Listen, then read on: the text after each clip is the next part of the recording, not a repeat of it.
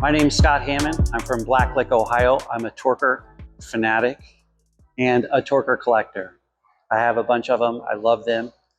So this is my 1981 LP, and I had got it from a good friend of mine who was into racing bikes. I come from a big family. I had 4 brothers growing up, and we weren't in a position to probably get race bikes like some of my brother's friends. So this bike kind of came into my life. I've been with this bike since day one. I was there when my friend brought it home. He was a little bit older than me, and he ended up, after racing a couple years, kind of putting it in the garage, took good care of it. It wasn't a bike that he rode to his neighbors and threw it in the yard and went in the house. It wasn't any of that. This was a race bike, and that was it. So when he got a little bit older and moved on and got into cars and gas money and things like that, I was in a position to buy it. So after talking to him, making the deal, I had to go to my dad. So my dad was a tough negotiator. I had asked him 500 times for this bike, and this one time he just started listening. And of course, I said, no more Christmases, no more birthdays. All I want is this bike. I had some paper route money saved up. I'll give it to you, and this is what I want. My dad called down to our friend's parents and talked to him, made the deal, and I went down, got the bike, and rode it home. And I can remember just sitting there looking at it, and I couldn't believe it was my bike. So I had known this bike had been getting taken care of, and what great condition it was in, and I wanted to keep it that way. I wanted to preserve it. I did ride it. I did race it, scuffed it up a little bit, but I had a great time on it. My father helped me close that deal. He's since passed. So emotionally, this was a big purchase in my family. This was a big deal at the time. And that's why I love Torker. And because of my father, I'll never get rid of this. I'll never sell it. It'll stay with me my life, and then go to my son and probably my grandson. So starting off, we got Torker V-bars. I have original Torker pads. I have a Torker cable clip, one original Torker cable clip. I have a gold Torker 6-bolt stem. And this is an LP, and it's right after Eddy King, and it's got a European bottom bracket on it. So it's very unique in that sense. The only thing that's really changed over the years is obviously the grips. When I got it, it had black Oakley .05s.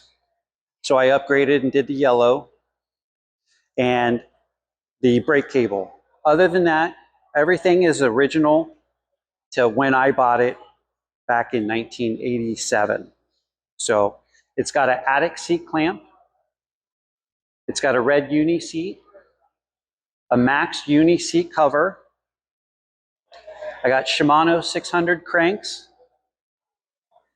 Suntour MP 1000 pedals. I have Sunshine sealed hubs and Araya 7Cs. I got Diacomp brake calipers and Scott Mathauser brake pads. And then these crusty old tires, I replaced them. When I got the bike, he had a bigger tire in the front and a smaller in the back. And I thought he did that for some reason. I wasn't an experienced racer at that point, so I didn't know why he did that, but obviously he did that for strategy. He had a thicker tire. So I replaced these tires, and these are the tires that I put on probably in 1988.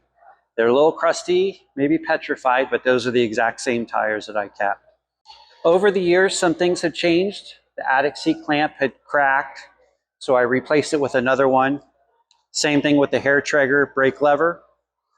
It had broken, so I got a new one. But these scratches here, that's from me biting the dust. This is the original housing that was on the hair trigger brake lever. And these are original Torker pads. I looked for those long and hard to get those to replace on the bike to make it just like how I bought it back in the day. So this is the way that I bought the Torker. This is the way that I want to keep it, and that's the way that I think it should be. I want to preserve it the way that I got it, and that is not my only Torker. So I'm a lifelong Torker guy. I just got my 26-inch, the first generation or the first batch of them, serial number 3. I got the 6-bolt stem with it. I got the Torker clamps. Can't see them over on this side. I got the chain tensioners in the back. I got a mid-school seat clamp on it, but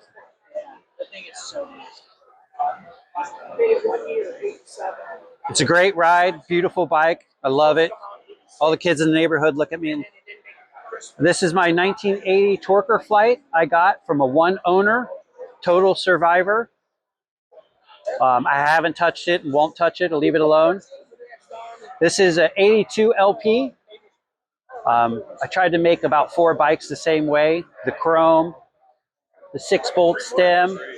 On this one, I got the Ultra hubs, or the Ultra bottom bracket. I had a uni seat, attic seat clamp. And then here's my 1981 Survivor. I got this from a one owner. Got a beautiful gold Ultra 6-bolt on it. And I got another 1981 LP. This is chrome and black. I got the black 6-bolt stem on it. And I got the Ultra bottom bracket on that as well. And then this is a 78 Torker. It's got the Ultra 4 stem on that. Got it done in black. It's got the Pro bars in really good shape. Beautiful bike. And then I got my 1981 Eddy King with a red 6-bolt stem. And then I got my bike. This is my childhood bike that I had. I bought from a one owner, and I raced it a little bit. And that's the bike that I had growing up, and basically turned me into a Torker guy, 100%. So I've been around other bikes, but there's just nothing like the top twin tubes. It was just different from everything else. And I do have an MX-26. I love it. I love the new parts that they're coming out with. Heard they're coming out with some bars. I would like to see some hubs and maybe some bottom brackets, some other Torker parts, because I would snatch them up in a minute and build another bike. So what they're doing with the new company and revitalizing Torker and bringing new spirit to it is awesome.